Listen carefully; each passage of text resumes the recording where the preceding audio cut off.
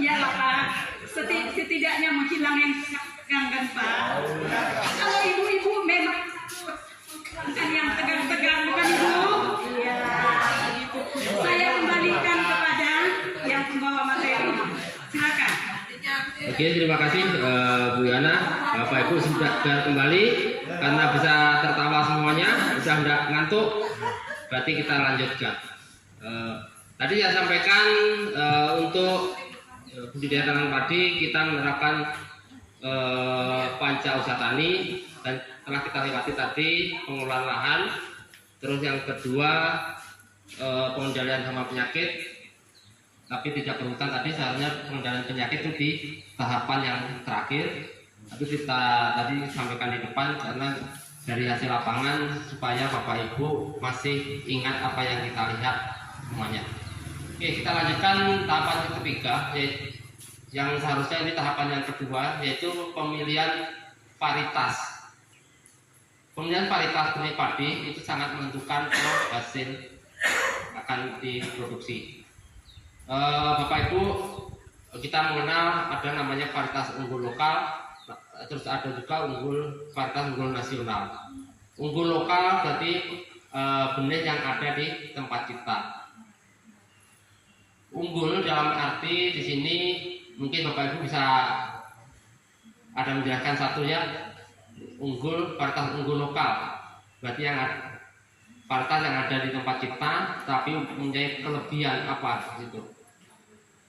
Mungkin kelebihannya di apanya? Adanya bisa jawab. Apakah dari segi produksi? Bisa jawab langsung. Terus daya adaptasinya tinggi, tahan terhadap hama dan penyakit. Jadi Bapak Ibu selama ini kita menggunakan benih sendiri, itu pertimbangannya apa? Apakah dia unggul dari segi produksi? Apakah dari adaptasi terhadap lokal kita, terutama untuk tanah? Terus yang ketiga terhadap hama penyakit. Pilihannya yang pertama apa? Kita menggunakan benih sendiri, tidak menggunakan benih dari luar.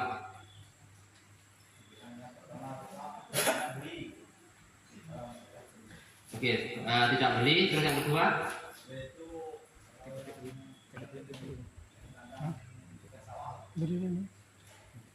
Aduh, ini ada belet ini. Cita rasa, ya. Kita yang lain mungkin. Oke, saya tertarik ke yang tidak beli tadi ya. Di sini Bapak tidak membeli. Terus kita milih rasanya enak ya. Tapi dari segi produksi dia sedikit. Apakah tetap akan dipakai? Benih tersebut produksinya sedikit, walaupun perlakuannya sudah maksimal, tapi produksinya hanya sedikit. Ya, tetap dipakai lah Pak. Tetap dipakai. Masalahnya gini, ketika kita memilih benih, orang kita kayak petani ini kan kita tidak tahu mana yang unggul, mana yang tidak unggul. Nah, sedangkan kata-kata unggul nih timbulnya sekarang dari pemerintah, dari kelompok kami, benih unggul itu macam kan. Tetapi kita memilih benih kita sendiri itu karena itu udah kebiasaan kita. Kita tidak tahu bahwa itu unggul atau gimana. Yang jelas setiap kita panen berapapun hasilnya, itulah benih kita. Ini pertama. Nah, lalu yang kedua, masalah unggulnya yang tadi. Kita itu tidak pernah memahami bagaimana unggul sebenarnya. Baik dari itu kena penyakit dan segala macam. Karena kita tahu benih padi tidak ada yang tidak kena penyakit. Unggul sekalipun kena penyakit. Ya. Nah, jadi di situ kita memilih Seperti yang Bapak bilang kan, dari enak makannya itu pertama. Oke. Kedua, kan tentu belum tahu unggulnya di mana lah gitu. Ya. Terima kasih. Untuk pemilihan varietas unggul, terutama unggul lokal, kita beberapa hal yang perlu kita perhatikan. Yang pertama, karena kita di sini tidak komersial, tidak diperdagangkan, otomatis kan untuk makan sendiri. Jadi kita memilih yang punya cita rasa atau rasa yang enak, itu pasti. Terus yang kedua, dia mempunyai daya adaptasi, ramah terhadap lingkungan kita, sehingga dengan lingkungan kita yang diberlakukan apapun dia akan tetap hidup. Terus yang ketiga, punya produksi yang tinggi, itu pilihan terakhir. Terus ada yang hama dan penyakit. Ada jenis varietas tertentu yang tidak mudah terserang oleh hama dan penyakit. Itu harus menjadi pertimbangan. Jangan sampai Bapak Ibu menggunakan benih yang notabene terkena hama dan penyakit. Tadi seperti disampaikan oleh Pak Iwan, padi terkena serangan wereng tapi masih tumbuh, itu bisa kita gunakan, berarti padi itu tahan terhadap hama wereng. Itu bisa kita gunakan. Kita ambil contohnya itu aja. Beda dengan varietas unggul nasional atau padi yang dari hilir, itu perlu penyesuaian. Daya adaptasi terhadap lingkungan kita harus beberapa kali percobaan. Seperti pengalaman dari petani di Lubuk Antuk, mereka mau menerima varietas unggul nasional atau padi yang dari hilir. Itu untuk tanaman pertama itu memang kurang menghasilkan. Tapi mereka pelihara, diharapkan nanti yang tanaman kedua dia mempunyai daya adaptasi yang lebih tinggi. Tapi memang benar, setelah di tanaman yang kedua dan ketiga, dia produksinya lebih banyak dibanding yang tanaman yang pertama tadi yang baru datang dari hilir. Itu yang menjadi kita harus menjadi pertimbangan. Jadi kalau ada padi unggul nasional yang datang ke kita, sebaiknya Bapak Ibu tetap menanam. Kita ambil yang keduanya nanti. Mungkin selama ini Bapak Ibu banyak menolak padi unggul nasional atau padi dari hilir karena daya adaptasinya rendah ke lingkungan kita. Terus yang kedua, dia dari postur batang itu lebih rendah, jadi tidak mudah rebah. Tetapi kalau padi kita ini tinggi, memudahkan kita untuk panen dan tidak mudah rebah karena daya adaptasinya sudah tinggi. Oke, setelah itu, setelah kita memilih padi varietas unggul, dalam hal ini varietas unggul lokal, kita ada beberapa tahapan sebelum kita tanam. Yang pasti perlu dilakukan persemaian. Tergantung teknologi apa yang nanti akan kita gunakan, apakah nanti tabela atau pindah tanam. Pindah tanam sendiri ada beberapa macam, nanti disampaikan oleh rekan saya. Di sini ada dua macam, yaitu sistem tabela atau pindah tanam. Kalau tabela berarti kita langsung sebar ke lahan, tidak dipindah lagi. Kalau pindah tanam, sehingga di sini diperlukan persemaian. Tapi rata-rata di kita itu terutama untuk lahan sawah itu pindah tanam, sehingga diperlukan persemaian. Terus persemaian sendiri ada dua macam, yaitu persemaian kering dan persemaian basah. Kalau persemaian kering itu dibagi lagi, ada persemaian tegal seperti yang kita laksanakan, ada juga yang dihambur atau ditebar. Tapi selama ini memang kita biasa melakukan itu sistem tegal, dan semua itu ada kelebihan dan kekurangannya.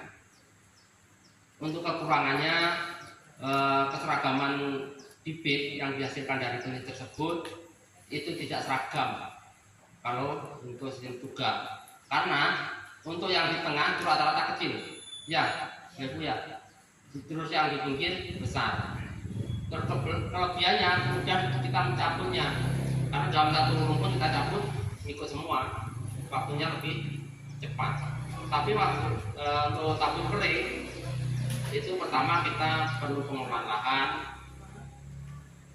terus waktu pencabutan agak lama sedikit, terus kelebihannya bibit yang dihasilkan itu seragam, sehingga bibit atau benih yang digunakan lebih sedikit. Itu kelebihan dan kekurangan dari semai tugal dan semai tabur. Terus dalam hal ini kita akan menyampaikan cara menyemai sistem tabur ya. Oke, saya lanjut mungkin dari sini sistem persemaian sebelum kita ke teknik cara penyemaian. Lanjut ya dulu ya. Oke, saya serahkan ke Pak Nopal untuk bisa menyampaikan.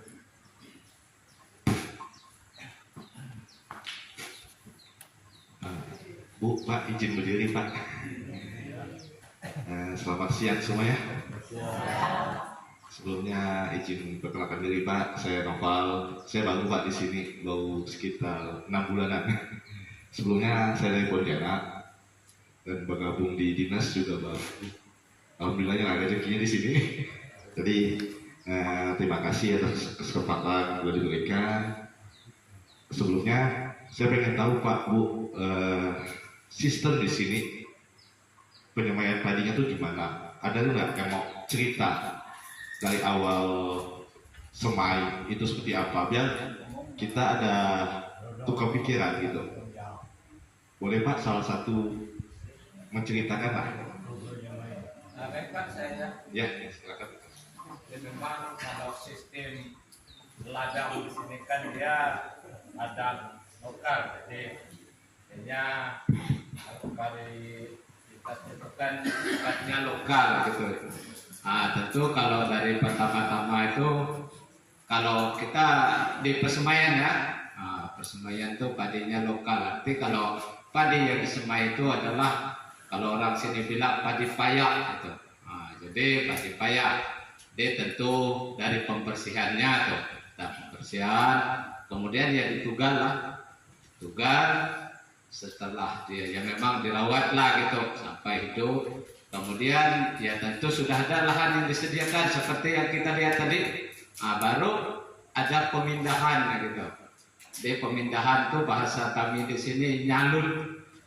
Jadi apa yang dikatakan dari tadi oleh Bapak itu memang dari padi sampai ke sistem yang benih tadi itu adalah budaya lokal di sini. Jadi tentu datangnya yang dikatakan unggul tadi ya bagaimana nanti kita merubah budaya kita lagi lah gitu.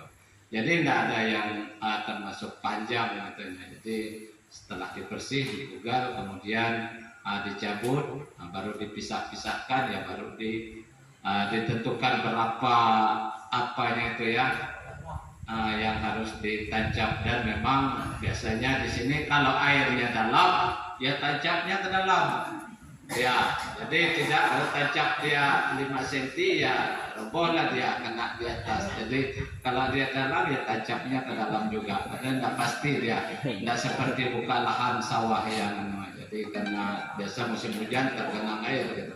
Saya rasa itu aja, Pak. Ya, terima kasih, Pak. Udah cerita sedikit terkait sistem penyemaian di Desa Datadian lah ya, Pak ya. Jadi mungkin itu kebiasaan Bapak sama Ibu-ibu. Juga kami tidak bisa melarang lah. Cuma kami memberi sedikit informasi penyemaian yang baik itu tuh gimana. Lebih baik atau biar daya tumbuh ataupun perkecambahan itu tuh lebih maksimal. Di sini pernah nggak sebelum bibit biji itu tuh kita tugal, pernah nggak kita rendam?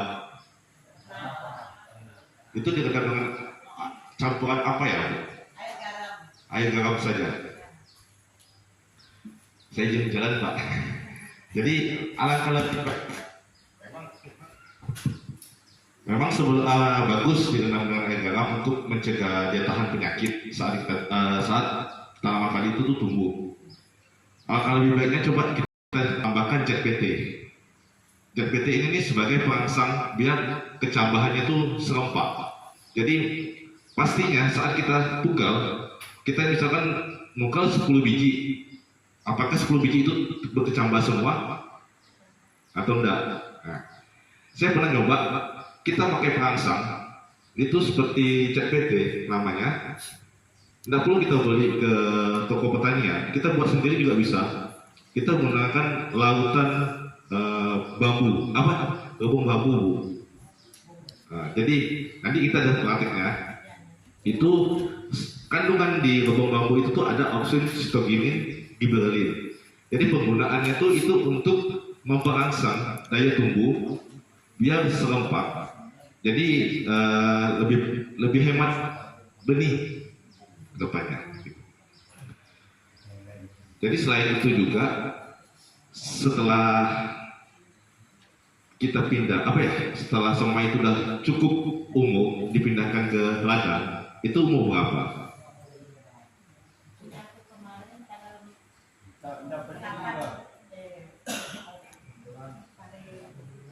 Lagi 3 bulan itu Iya. tanggal 18 aku nanamnya dan dicabut kemarin itu tanggal 9 habis. 1 bulan ya kurang lebih. Kalau padi ladang Bu? Kalau padi ladang Sama juga. ya sama juga. Nah itu dia kesalahan kita sama-sama. Kesalahan baik petani yang ada di Kapas dulu ataupun di tempat lain Bu. Dulu saya tugasnya di daerah Kuburaya sampai Sambas. Sama juga seperti ini. Jadi umur padinya itu sudah kelewat tua. Nah, alangkah lebih baiknya padi itu tuh di umur 20 sampai 25 hari sudah pindah tanam. Kenapa? Yang kemarin 22 hari dah. Iya. Ya, dah selesai dah. Keuntungannya, ya keuntungannya. Tidak coba-coba Iwan.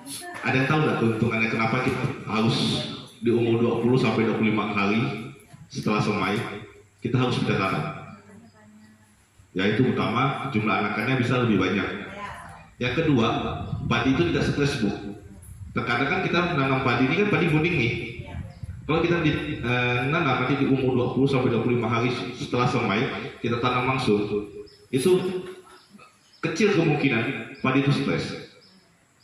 Terkadang banyak beberapa wilayah yang sudah saya datangin itu sampai seminggu sampai 2 minggu itu padi itu tetap menguning, bahkan ada yang mati.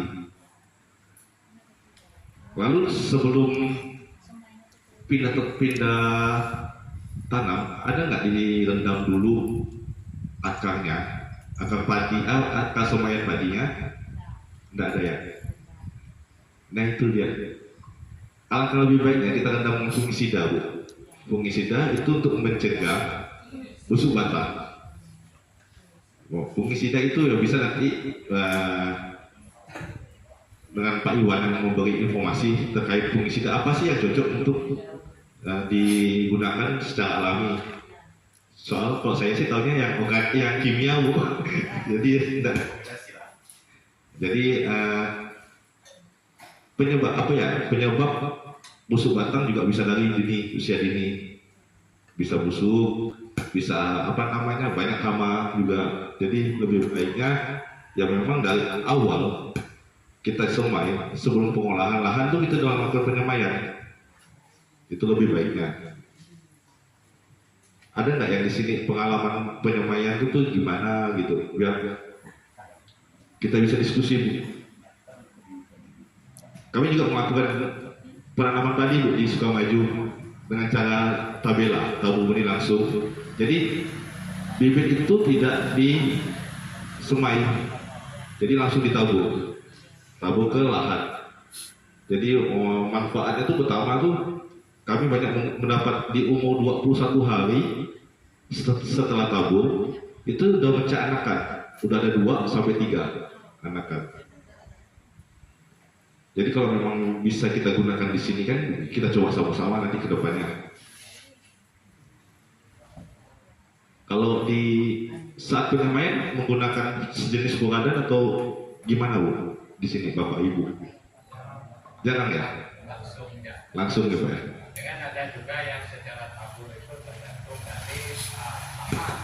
Jadi kami sini kan ada payak yang kira-kira ada dalam itu biasa dari redam dia ada mencapai di tabur biasa, tetapi jarang-jarang. Itu biasanya ada ladang ya.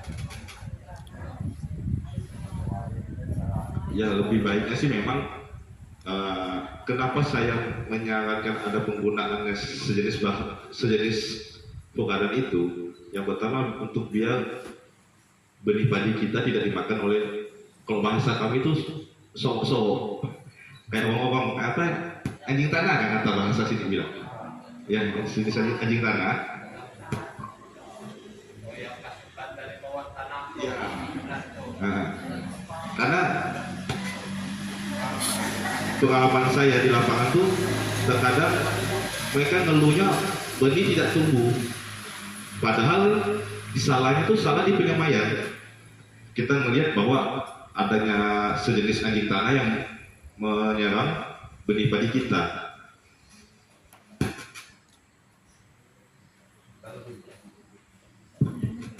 Dan lebih baiknya nanti saat penyemaian juga melakukan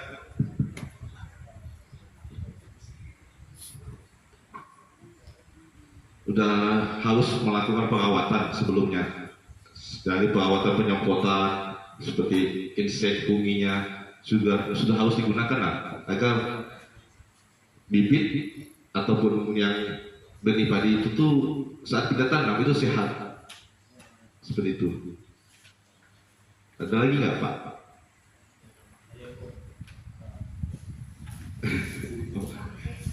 Kalau misalkan nggak ada, ayo silakan Pak. Habis ini nanti kita ada praktiknya Pak, terkait pembuatan pupuk organik sama pestisida nabatinya.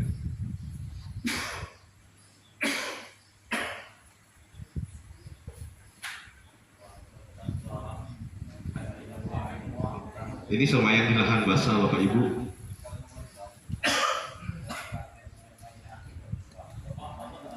Dan ini salah satu rekomendasi yang dianjurkan oleh pusat terkait penggunaan bibit.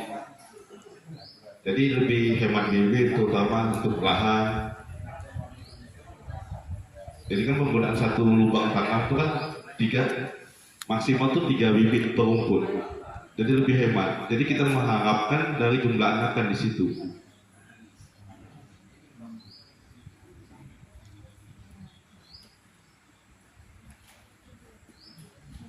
Ya Pak, silakan Pak. Ada Bapak Ibu ada yang mau ditanyakan? Ya, Pak.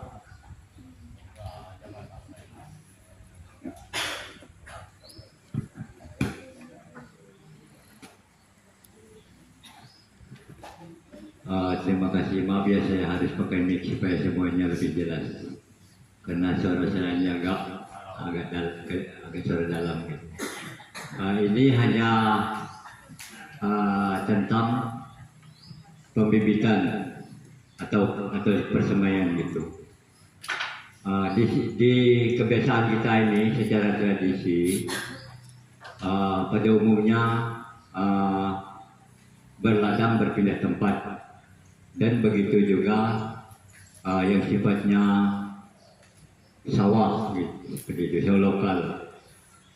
Terus untuk sistem persemaian padi itu, masyarakat di sini pada umumnya itu sebetulnya itu bukan nggak kenal dia yang namanya unggul itu. Sebetulnya kenal, kita ini kenal, tetapi karena cara perilaku kita membudidayakan padi unggul yang dari dinas itu, kendalanya di sini Pak. Jadi kalau kita untuk jenis penyemaiannya biasa kita pakai tunggal. Kalau yang pakai tabur itu untuk saya paham juga. Jadi kalau untuk tabur itu kan kita buat bening dulu, baru kita tabur secara rapi seperti itu. Terus kebiasaan kita ini cara menyemai itu nugal, setelah ditugal baru. Jadi kebiasaan kita itu tidak pakai umur padi. Yang penting padi itu masa kita bertanam itu terus masih bisa kita usahakan, tetap kita menanam seperti itu. Dan pun kalau padi unggulnya itu tidak cocok sama sekali, karena padi unggul itu harus berumur 21, 22, 23 itu harus kita tanam. Kalau di tempat kita ini, lahan kita ini tidak cocok sama sekali. Kalau masih semai padi unggulnya usianya di atas 20 hari itu tidak bisa kita tanam. Soalnya lahan kita ini tidak sesuai, tidak cocok. Apalagi sekarang kan kita tidak pernah jumpa yang namanya kemarau. Jadi merata lahan sawah kita itu paling dangkalnya 25 cm. Sekarang semai unggulnya paling tingginya segini. Mana sama? Kalau dijualkan cuma dicabut, digili-gilikan aja di lahan. Jadi itulah salah satu kendalanya. Jadi tidak ada masalah lain, cuman hanya karena kondisi alam, kondisi lahan dan lain-lain. Mungkin Bapak lebih paham ya, akan paham nanti. Sekian dan terima kasih.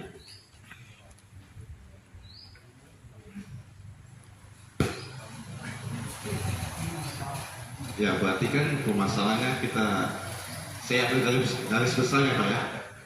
Alam lah ya Pak ya, yang susah kita untuk prediksi nih, musim, curah hujan dan sebagainya. Sebenarnya bisa kita siasati dengan pembuatan saluran irigasi Pak, saluran pembuangan. Ya mungkin karena kita memang di tempat yang memang rawan banjir juga seperti itu. Ya mungkin yang nanti sama-sama kita pikirkan ke depannya Pak terkait hal itu. Lalu untuk penggunaan varietas unggul itu sebenarnya tuh tidak bisa terlalu disamakan cara budidayanya. Kenapa? Kalau varietas unggul ini kan banyaknya kan yang cocoknya di Jawa ya Pak ya. Untuk di Kalimantan ini mungkin hanya segelintir varietas yang cocok untuk ditanam di Kalimantan. Mungkin yang sempat saya dapat itu mungkin Ciherang, Inpari. Itu pun Inpari pun banyak jenisnya Pak. Inpari 32, 34, 36. Dan yang itu aja yang cocok untuk ditanami di sebenarnya untuk varietas unggul. Saya belum nyoba yang belum tahu juga di Kapuas Hulu ini untuk Inpari apakah cocok atau enggak gitu. Kalau untuk Inpari itu cocok untuk dari karakter jenis padinya sama cara budidaya petaninya juga. Jadi mungkin kita sama-sama nanti belajar lagi gimana sih budidaya padi unggul, karena memang lahan tadi beberapa disampaikan juga kan di sini banyaknya ladang ya Pak ya. Jadi ya memang sama-sama nanti kita belajar gimana sih cara penanaman di varietas unggul, tapi di ladang di sawah ladang gitu, di lokasi yang untuk ladang. Ada lagi Pak? Ya? Jadi sebelumnya saya minta maaf bahkan ini kan kita bicara masalah benih, bagaimana penyemaiannya, gimana cara-cara terbaik. Kembali ke bibit unggul tadi Pak. Saya bicara ke bibit unggul. Kenapa saya berani mengatakan bahwa di sini kita belum tahu di mana bibit unggul yang sebenarnya? Kenapa? Di sini di desa kita ini ada beberapa kelompok tani di bagian persawahan. Tetapi setahu saya, semenjak diadakan kelompok tani belum pernah ada satupun yang berhasil. Pertama dari penyuluhannya, pendampingnya, sehingga apapun yang kita buat itu tidak maksimal gitu, tidak membuahkan hasil. Nah, contoh bibit unggul yang kita sebut-sebut sekarang ini kan memang ada, itu nyata itu ada. Tetapi setiap anggota-anggota yang di dalam kelompok petani ini kebanyakan tidak tahu bibitnya kemana, kapan tanam bibitnya, gimana cara penanamannya. Itu tidak ada kejelasan, tidak ada istilahnya semacam rapat gitu bahwa di sini sekarang ini tidak ada. Gimana pengelolaannya, gimana caranya, itu tidak ada. Siapa yang mengambil, silakan. Sementara cara-caranya itu kita tidak tahu. Nah, jadi kalau masalah bibit unggul itu ada artinya kita cuman belum gimana gitu. Nah, cara seperti yang kita bilang, yang kita omong sekarang ini, cara penyemaian segala macam itu memang betul juga kata Pak Ding itu. Kita ini punya masing-masing teknis, baik gimana bulan hitung hari ini gimana gitu. Saya kira untuk itu saya sampaikan. Nah, hanya itu saja. Selamat siang. Mungkin bisa saya tambahkan Pak ya.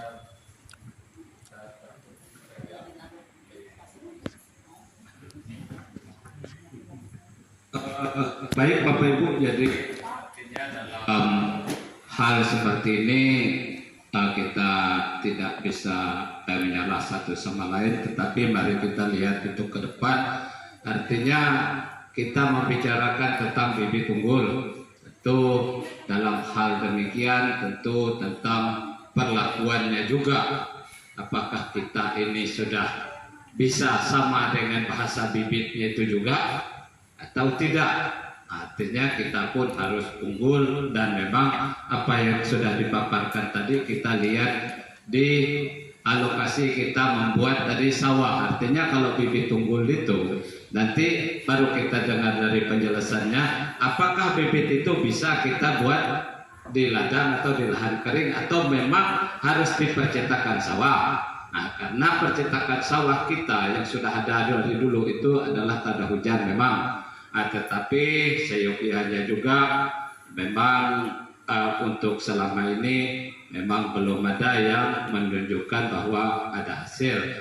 Tetapi karena memang pertama kita menanam dan memang tidak ada semangatnya ke situ, maka memang dia tidak akan tumbuh dengan baik. Jadi kita langsung menyerah. Artinya kegagalan itu kan seharusnya menjadi satu batu loncatan untuk kita ke depan. Mari kita coba-coba. Kalau bibit unggul ini apakah dia 1 tahun 2 kali panen, atau kalau lokal itu memang 1 tahun 1 kali panen. Jadi kalau memang ada kesempatan untuk ke depan kita bisa membuat bibit unggul itu bisa menjadi suatu bibit pertanian kita, ya silahkan. Cuma bagaimana ke depan untuk memperbaiki, kalau memang disiapkan lahan dan sebagainya, bagaimana itu aja. Artinya kalau kita membicarakan bibit unggul, kalau kita mau menanamnya tentu kita harus unggul juga, saya rasa. Jadi itu aja Pak. Jadi maka mereka ambil jalan pintas saja. Seperti yang sudah ditinggalkan, diwariskan oleh nenek moyang. Jadi dia harus punya bibit padi tersendiri yang memang mau pada dia gitulah. Dan juga rentan juga dengan penyakit juga. Dia kena penyakit biasa sudah lalu penyakit dia akan tumbuh kembali. Saya rasa itu aja Pak. Izin Bapak menyinggung tadi kan ada Bapak itu tentang kelompok tani ya. Aku rasa ini sebenarnya forum jadi adalah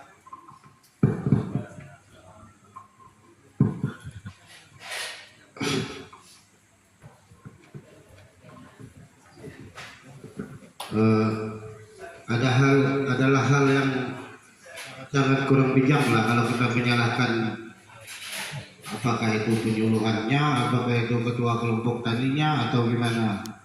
Jadi yang perlu kita bahas sekarang ini adalah masalah bagaimana cara kita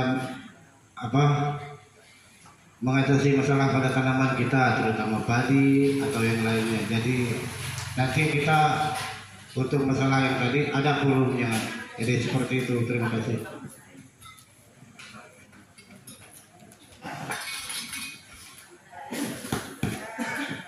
Mohon maaf, mungkin saya sedikit mungkin memperjelas ya Bapak Ibu. Tidak apa-apa Pak, kelompok tani itu merupakan wadah bersama. Saya senang kalau kita sama-sama dikritik, karena dikritik buat kami mengevaluasi diri kami sudah melakukan hal yang benar atau tidak. Ya, saya senang itu dilakukan. Jadi mohon masukan, itu bukan kritik yang ini ya. Kalau bagi saya, bagi teman-teman yang baru, itu merupakan masukan. Karena kita harus sepanjang masih hidup itu sepanjang belajar. Kalau kita mati magapri, kita tidak perlu belajar lagi. Betul tidak, Bapak Ibu? Dalam semua aspek kehidupan kita. Nah, menyangkut tadi benih unggul nggak usah berharap benih unggulnya dari nun semua. Benih unggul itu ada dua, terbagi. Benih unggul lokal dan benih unggul nasional. Benih unggul nasional itu udah diambil dari nun lah, bukan dari kita itu.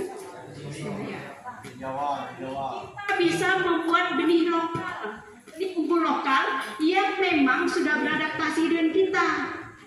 Tadi dikatakan kenapa benih unggul pandak-pandak deh kalau yang dari ini kan Pak? Karena memang benih unggul tidak dinun pandak Pak. Dan kalau kita itu panjang-panjang. Ini adalah satu karunia Tuhan yang harus kita syukuri. Karena alam kita memang membuat diciptakan Tuhan untuk Kalimantan, Jawa tetap ada spesies yang berbeda. Nah, unggul nasional itu diambil persilangan antara beberapa yang unggul. Memang bisa diambil di kita, tetapi tidak semua tipe lahan. Paham itu? Nah, jadi kalau memang tipe lahan kita bagusnya untuk unggul lokal, ya kita pakai unggul lokal. Sudah? Karena untuk kita orang Dayak, kita tuh punya kebiasaan menghidupkan benih dari nenek moyang kita. Ya. Nah, iya. Kalau ngasah sekali-sekali hutan tidak Jawa, tadi tidak Jawa, nggak apa-apa. Kita nak berbicara tentang padi, bukan tentang yang lain. Kalau tentang yang lain, sudah dipikirkan yang lain saja ya. Nah, tadi adik kita itu berbicara tentang boleh, kita itu adalah teknik, bukan tentang varietasnya, tapi teknik persemaiannya. Kalau kita nyemainya 20 sampai 25 hari itu pindah. Kalau bibit kita yang dari semainya otomatis menghasilkan anakan yang tinggi. Paham? Nah, kalau yang pandang-pandang, gitu. Jadi kalau memang tinggi airnya, pilih benih lokal yang memang hasil anakannya tinggi. Kenapa? Kita itu tinggi. Salah satu itu gini. Kalau mama aku nggak mau loh. Pendek. Karena kita punya kebiasaan ngetam itu pakai ketam. Apa nama kita itu? Nah, iya. Sehingga punggung itu nggak sakit, paham kan? Tapi kalau orang Jawa, nah itu juga salah satu aspek kenapa orang memilih yang panjang dan yang pendek, yang pendek dan yang panjang. Saya rasa itu benih unggul lokal dan benih unggul kita perdebatkan kembali. Itu tergantung pilihan Anda. Kami memang menyarankan sekarang gini, mungkin kita harus mendukung desa untuk membuat program ini karena negara kita sekarang tengah darurat pangan. Nah, kami 2 minggu lalu itu gerilya seluruh Kabupaten Kapuas Hulu harus membentuk brigade pangan. Lalu kita nanti akan bekerja sama dengan TNI dan polisi. TNI dan Polri juga sekarang menerima disiplin ilmu pertanian dan kesehatan. Negara kita darurat pangan. Jadi negara lain tidak akan lagi bisa memberi beras ke kita.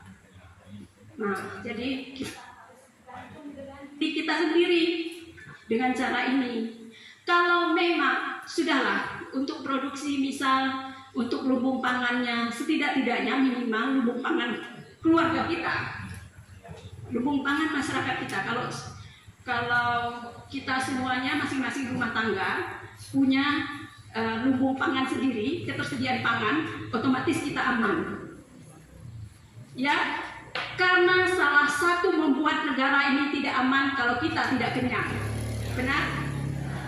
Nah, kalau kita kenyang dengan satu kali musim tanam tetapi dengan produksi yang baik, ya tidak apa-apa. Kita tidak bisa memaksakan karena kondisi kita tipikal tanah kita ada yang banjir dan sebagainya. Kita tidak bisa memaksakan itu. Nah, kalau kita tidak bisa pada saat ini tidak bisa tanam padi, boleh loh tanam yang lain. Gitu kan? Nah, jadi usaha tani itu tergantung dengan kita. Jadi bagaimana kita mengelola usaha tani kita, itu saja. Kalau nanti tentang kelompok tani itu bisa ada bahasan sendiri. Sebenarnya kelompok tani itu kalau mau punya mungkin pertemuan lain-lainnya boleh tentang pemanfaatan peningkatan kapasitas kelompok tani. Apalagi sekarang tidak boleh perorangan, kelompok tani itu bisa membantu kita memperoleh sarana produksi pertanian untuk belajar dan untuk kita wadah bekerja sama. Semuanya itu yang harus kita pahami. Saya rasa itu tambahan dari kami. Nanti berikutnya dari Pak Heri. Baik, menambahkan sedikit. Tadi setuju dengan Bapak yang di jurusan tadi, sudah pernah menerapkan lah ya untuk persemaian bikin bedengan apa? Udah. Itu untuk persemaian basah atau kering, Pak?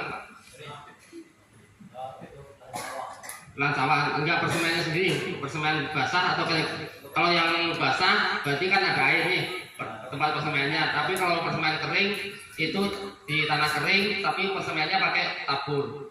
Itu yang diterapkan yang mana? Yang dari praktekan? Yang juga. Kering. Oke. Berarti tetap kering ya. Oke. Kenapa persemaian ini perlu saya tekankan di sini? Karena awal keberhasilan tanaman kita itu dimulai dari cara persemaian kita. Kalau persemaian kurang baik, menghasilkan bibit yang kurang baik, artinya di pertumbuhannya juga terganggu.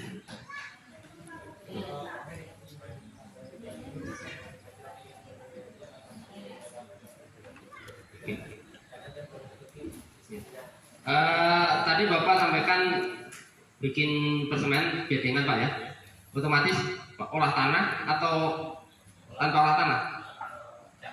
Cangkul ya, cangkul jemur. Teknologinya sudah masuk.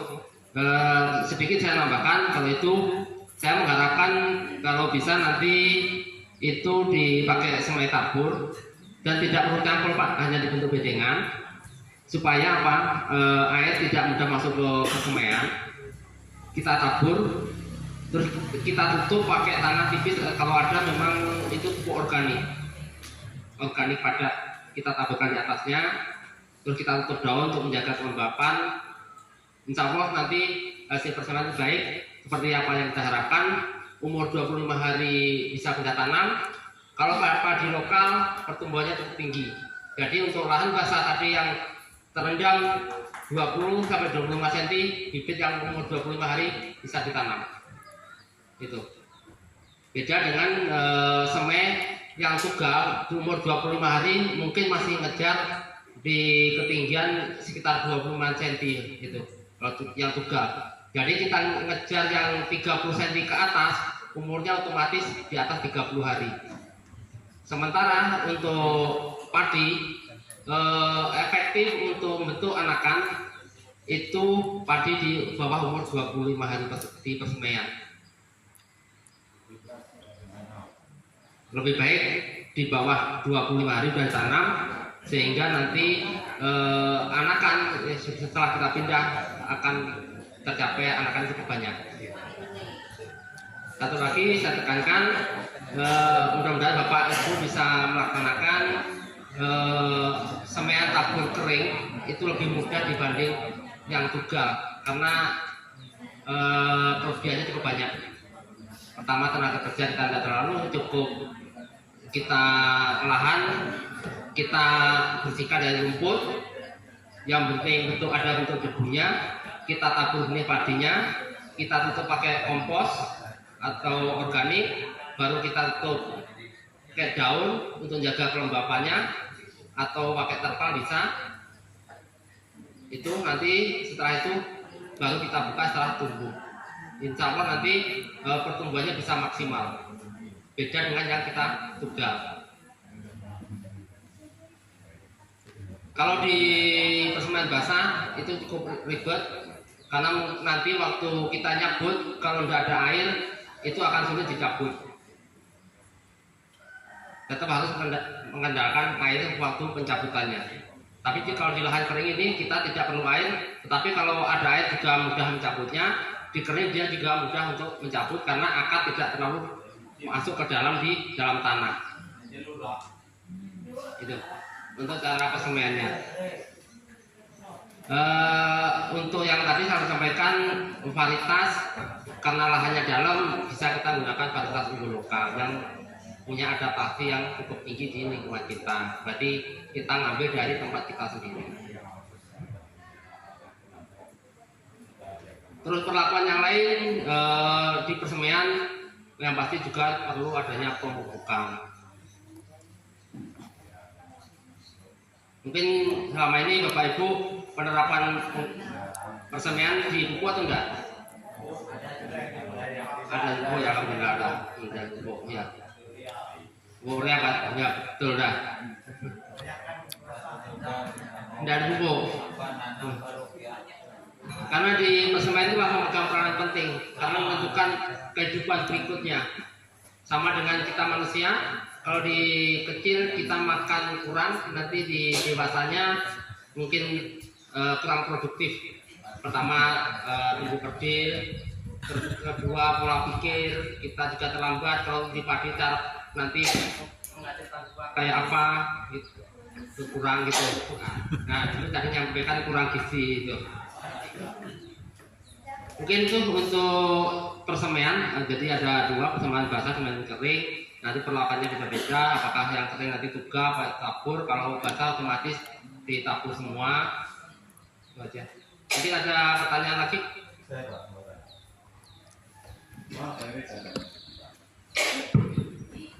C1, ya, saya yang sangat menghormati saudara saya yang biru, ya, dengan Pak Heri dan semua kawan-kawan yang datang tadi. Ini saya catat di sini. Apakah betul saya memilih bibit unggul lokal, Pak Heri dan saudaraku? Apakah betul memilih bibit unggul lokal? Karena tadi ada pertanyaan nggak tahu kata bibit unggul yang mana, yang keren. Saya bertanya.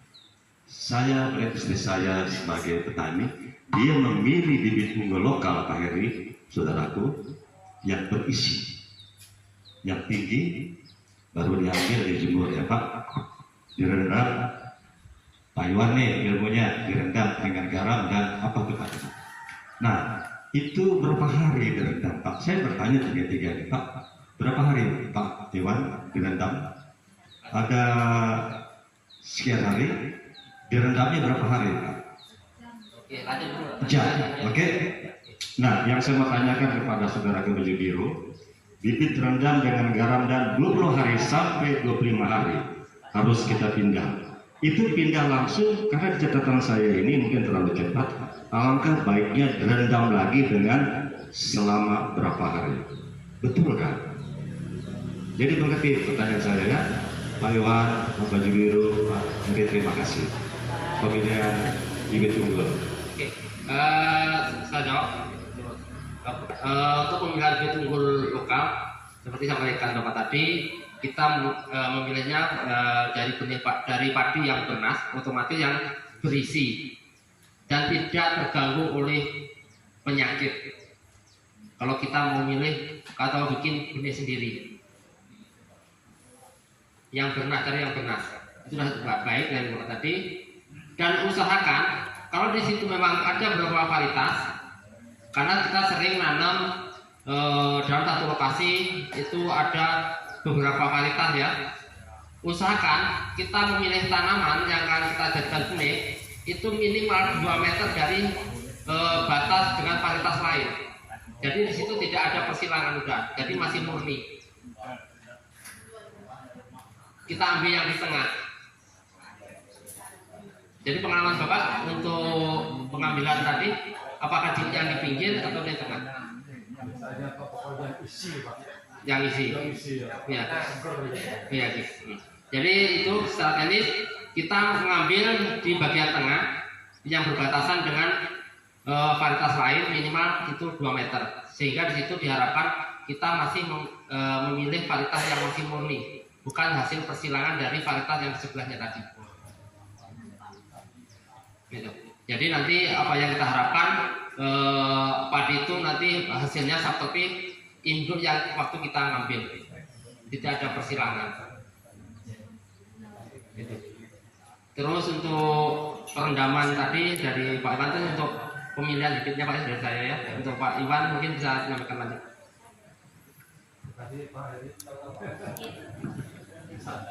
Oke, saya bangun lagi.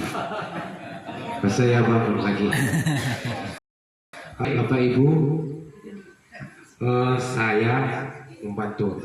Saya membantu karena saya juga jadi penyuluh dulunya Pak. Ya, saya berbicara dari masalah bibit unggul Pak. Ya, benar. Pak, pengertian bibit unggul itu artinya padi atau tanaman yang produksinya tinggi menurut daerah tertentu spesifik, daerah Bapak tertentu. Itu namanya bibit unggul lokal. Kira-kira seperti itu Pak. Kalau bibit unggul yang dikatakan dari sono belum pasti unggul di sini Pak, betul?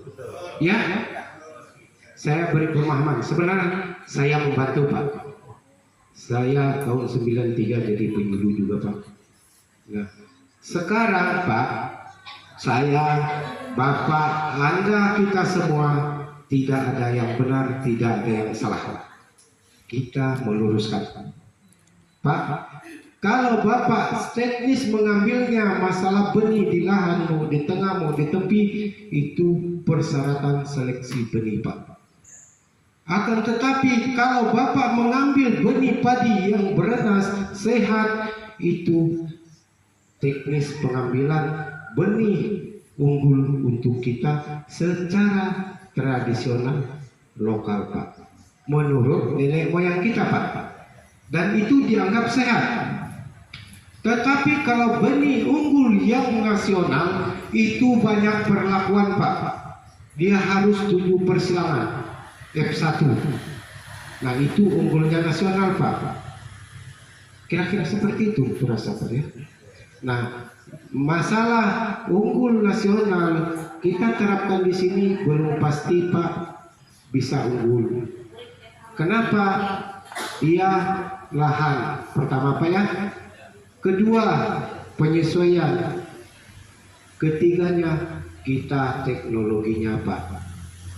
Saya mau ngejar Pak Gunung dulu. Pak mengatakan tadi semuanya sudah dicampur, sudah diolah, tidak dipupuk, kurang pemupukan, pupuk kandang tidak ada, berarti teknologinya yang salah. Iya, makanya saya mengatakan tidak ada salah yang tidak ada yang benar. Kesalahan kita tidak menerapkan teknologinya. Ya. Yang kedua, koordinasi. Saya sudah tahu tidak paham, kenapa saya tidak bertanya? Betul nggak Bu? Pak, kira-kira begitu Pak? Ya, saya semangat dengan Bapak ini. Semangat. Nah, itu kalau masalah bibit lokal, unggul lokal Pak, iya seperti itu. Tanamlah bibit unggul lokal menurut Bapak di sini, itu yang kita budidayakan Pak. Kalau masalah bibit unggul dari nasionalnya, boleh, bukan artinya Bapak tidak boleh nanam, boleh. Tapi kita perlakukan dengan benar Pak ya. Pasti berhasil juga. Maka kembali ke bahasa saya tadi, kalau Bapak tanam tanaman apapun, kalau tanam tinggal panen tidak akan berhasil Pak. Nah, saya maunya tanam rawat panen, ya, betul Pak kira-kira, ya. Nah, mungkin paham yang itu. Saya kembali ke perendaman benih Pak. Perendaman benih dengan garam sebaiknya 12 jam Pak. Sebaiknya 12 jam. Tetapi karena tradisi kita di sini, karena kita mau nanam padi pakai apa, tugal dulu baru apa namanya teh, dijatuh katanya teh. Nah, kalau dia posisi masih basah kan tidak mau. Makanya kita kan rendamnya pagi-pagi, nanti jam 8 malam kita angkat, keringankan, besok bisa kita buang. Syarat untuk perendaman Pak, yang timbul kita buang, yang mengayang kalau masih mau diambil boleh. Yang timbul tidak akan tumbuh, mandul dia Pak.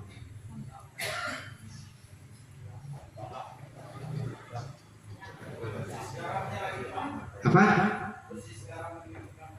Dosisnya garam yang penting terasa masin, karena saya tidak bisa menghitung. Kalau Bapak padinya 3 kulang, airnya pasti banyak. Kalau Bapak rendam 1 kulang, airnya pasti sedikit. Yang penting terasa masin dan garamnya garam kasar Pak, yang lebih murah. Ya. Nah, kalau bisa Bapak Ibu, kalau ada duitnya, ada produk kimianya, direndamlah, campuri dengan fungisida. Perlakuan awal, ya. Fungisida itu bisa kita beli, bisa enggak? Ini bisa. Yang penting punya CPT. Nah, jadi satu kaligus kita udah imunisasi ke tanaman kita.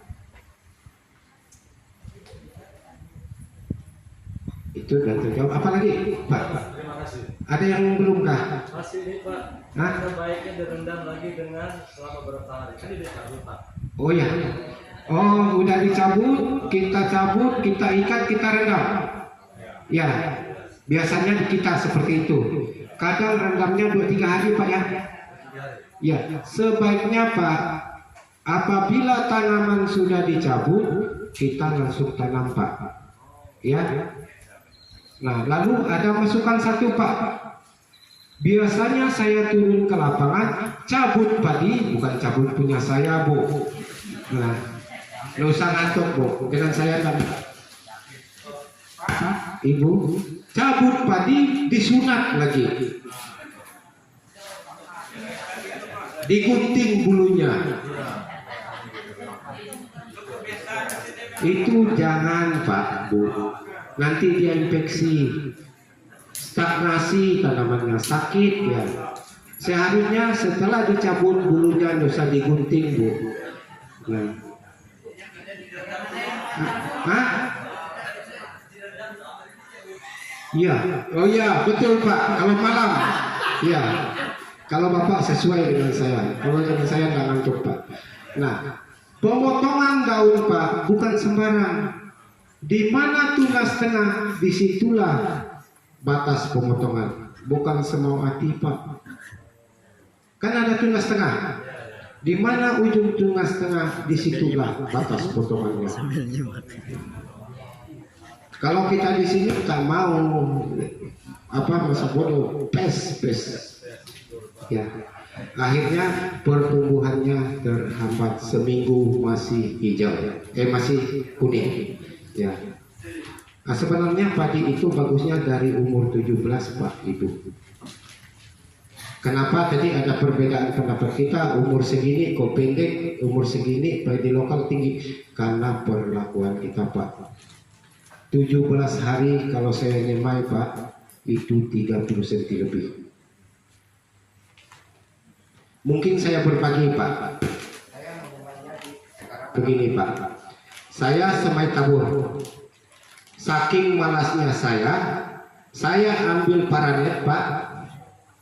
Saya ambil 10 meter, saya tebarkan kayak seperti ini. Sudah itu saya campuri tanah yang di atas topsoilnya, saya disimpan di atasnya sekitar 20-an cm atau 30 cm, 15 sampai 20 cm tebalnya. Kemudian saya taburkan, yang saya tabur benih yang sudah saya rendam dan diransang, dan mau tunggu Pak, disimpan di atas karung. Terus saya taburkan, setelah itu saya tutupi dengan campuran tanah dan pupuk organik. Itu pertumbuhannya akan merata Pak.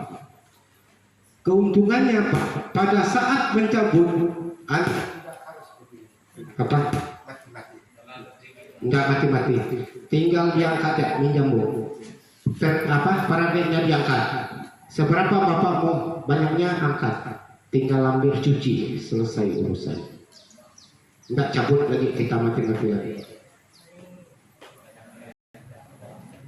Mudahan, nebasma pun enggak banyak. Kalau semai tabur, Bapak Ibu, lahannya tidak luas. Tetapi kalau pagi tunggal, lumayan. Ya, jaraknya 20 cm, 20 cm antar lubang. Berapa? Tanaman di antara itu kalau kita pakai tabur Pak. Nah, gimana Pak? Sudahkah? Terima kasih Pak. Ya. Oke, terima kasih. Kira-kira seperti itu. Ya, kembali.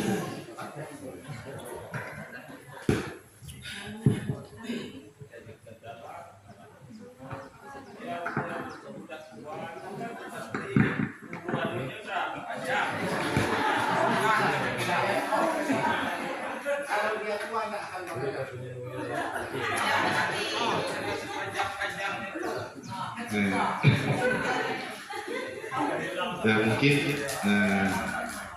ada lagi Pak, ada cukup Pak. Terima kasih Pak. Saya nambah kasih kira nih Pak. Maksud saya tuh direndam tuh hanya akarnya saja Pak. Setelah dicabut, rendam dengan metalaksil, itu bahan aktifnya. Saya tidak nyebut. Iya, saya tidak nyebut mereknya. Itu fungisida metalaksil. Balakuan. Seperti itu Pak. Saya mau klarifikasi aja Bu.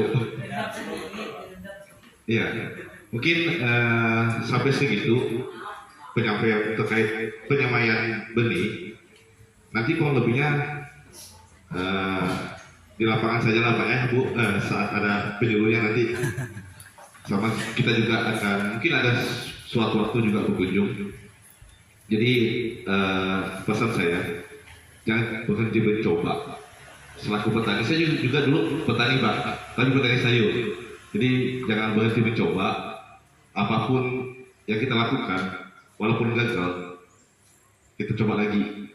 Karena bangsa kita pun tidak bisa tanpa kita gitu. Tanpa petani pun bangsa tidak akan maju. Selagi perut butuh makan, butuh nasi, kita pasti dibutuhkan. Mungkin sekian, terima kasih. Kalau misalnya ada salah-salah kata, saya mohon maaf Pak. Kalau lebihnya saya mohon maaf. Selamat siang.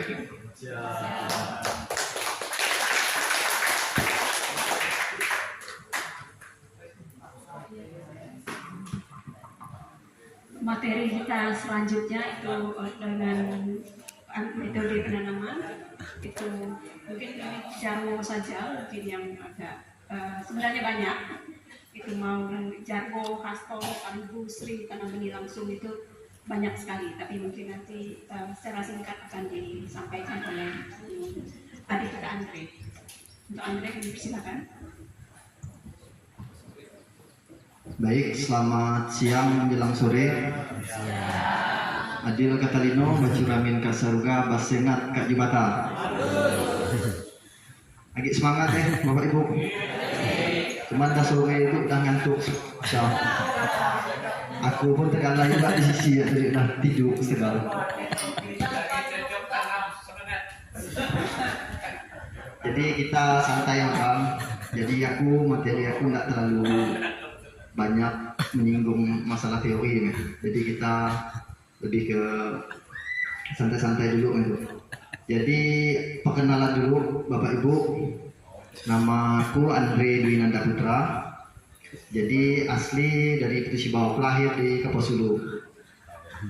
Jadi kami itu ada yang hadir itu ada 4 orang kami baru di Dinas Pertanian. Sebelumnya pengalaman kami di luar. Jadi macam Nopal dari Pontianak kan, kameramen itu dari Sambas. Sempat kerja di Jakarta bagian buku. Kalau Nopal itu memang dulu ya, cuman dia di Sambas Mempawah kan.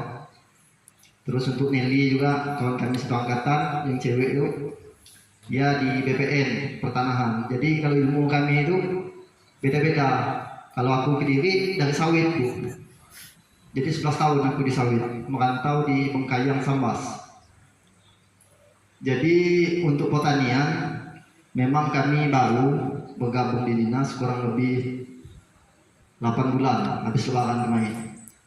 Cuman kami memang sarjana pertanian, sedikit banyak ada di belajar bertanam padi, jagung. Cuman ya kuliah kami itu kan 4 tahun megang, kerja ada 11 tahun di sawit. Nah, ya, jadi aku itu tak berani banyak bercerita masalah padi, cuman yang aku tahu megang aku sampaikan, terus ilmu-ilmu yang aku tahu aku bagikan. Jadi tadi sebelum aku masuk materi teknik penanaman, jadi tadi kan ada Pak Iwan yang menyampaikan segala pembuatan pestisida, segala macam dari bahan alami kan. Itu benar Bu. Jadi dulu kuliah kami pun kalau belajar. Jadi kami dulu dianjurkan dosen coba sendiri. Jadi kita gunakan bahan contoh yang dirasa lidah kita tuh sensitif juga. Contoh cabai kan bisa, jahe itu bisa kan, bawang agak aromanya kan, segala bahkan tadi ada campuran GPU ya, ada campuran apa, segala deterjen kan, rinso kan, ya memang tidak cuma hama Bu, kita pun kena utangnya mati kan Pak, ya kan, logika ya Bu, kena GPU cuma ya. Apalagi binatang penyemik yang kena GPU, kena rejek nak manian karena lagi tanaman kita. Jadi ya masuk logika kita ya. Jadi kami diajarkan dosen dulu kian apa kacing ini. Jadi dulu aku kalau kawai pun dari cabai, dari jahe, tumbuh. Kami coba sempurnakan ke tanaman Bu. Memang masih ada hama yang mau Bu. Nah, jadi ya sebenarnya bapak ibu-ibu tuh aku mantu pengalamannya udah banyak kan. Jadi sebenarnya tahu. Coba gini, bahkan kalau kian tuh ada penemuan Bapak Ibu, kalau di apa istilah yang di sekolahan resmi, tahu boleh gelar doktor, insinyur, tahu boleh, karena memang ada penemuan hal baru kan enggak? Ada temuan hal baru sampaikan ke penyuluh, bahkan nak tahu dilegalitaskan, oh temuan Bapak si A, pembuatan pestisida apa kan biar kan? Nah oke ya Pak. Jadi sebenarnya hal-hal macam itu timbulnya pun dari kreasi kita masing-masing. Nah, jadi tadi kan untuk mekanisme yang disampaikannya kan secara teori ya memang yang udah diteliti orang sebelumnya. Contoh benih yang unggul, ya otomatis dari pelakuan masing-masing petani dulu itu. Yang nemukan tuh bukan orang pintar, dari petani juga nih. Bukan maksudnya petani nggak pintar, maksudnya petani yang dari pengalamannya tuh bertahun-tahunan. Jadi dia tahu mana yang tahan hama, mana yang tahan banjir kan.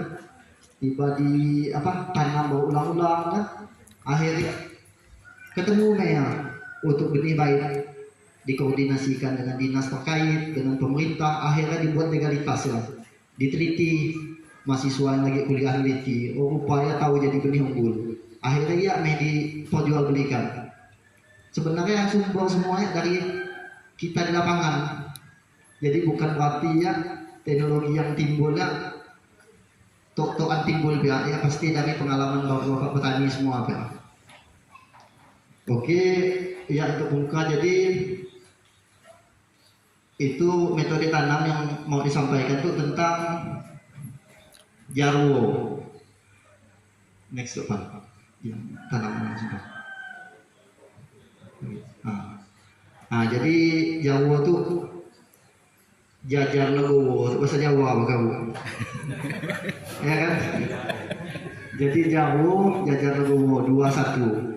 Jadi kalau logika 21, 2 tanaman, 1 pakai pejalan kita. Jadi berapa jaraknya? Jadi kalau jaraknya tuh jarak antar tanaman 20 cm secara teori ya. 20 cm, karena ada 2 tanaman, baru suti ada 40 cm. Ya pakai kita jalan. Jadi fungsi jarwo tuh kalau dari materi itu jadi ya fungsinya kalau bakal tanaman yang udah kecil, udah stabil lah kalau di Jawa kan. Kalau kita bicara kita itu memang lagi kita baru mulai menerapkan sistem itu kan, dan belum terlaluan kan. Kalau sidak inun udah benar udah benar jalan pertaniannya, memang sidak udah menerapkan sistem teknologi macam itu. Jadi fungsinya kalau di setiap bedengan di samping-samping itu rata-rata tanamannya lebih subur. Ngapa ya lebih subur? Karena cahaya matahari kena tuh lebih sering. Kalau nak nyoba nyemai benih apapun nih, kalau kita naruh, ya kalau kita di dalam ruangan ada cahaya masuk dari sisi, ya bengkok ke sisi, ngejar cahaya kan. Jadi otomatis ya tanaman tuh ya tuh perlu cahaya. Jadi maka yang tanaman padi di sisi itu lebih subur daripada yang dirapat di tengah-tengah. Maka misida tuh ada penelitian ngawai sistem jajar legowo tuh. Jadi itu fungsi ya memang biar tanaman lebih subur. Jadi makin ada banyak jarak kan, ya cahaya matahari boleh merata ya. Jadi pertumbuhannya pun maksimal. Selainnya hama.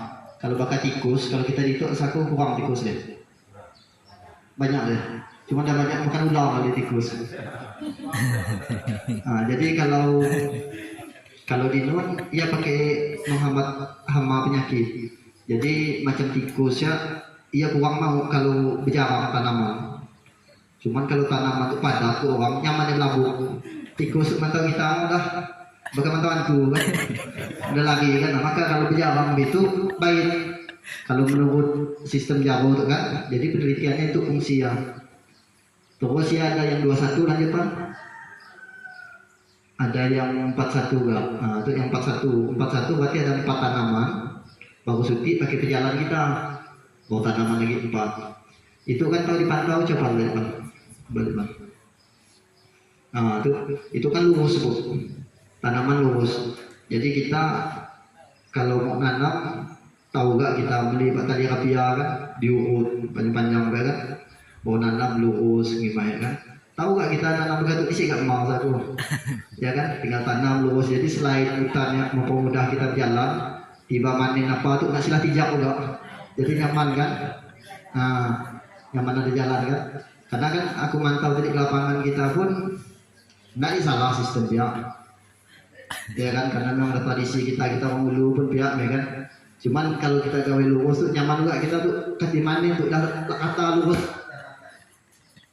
Kalau ya rasaku agak berzigzag sedikit berjalan kan, bahkan ini kan, nah terlewat pun kalau bisa lurus kan manin pun nyaman kan.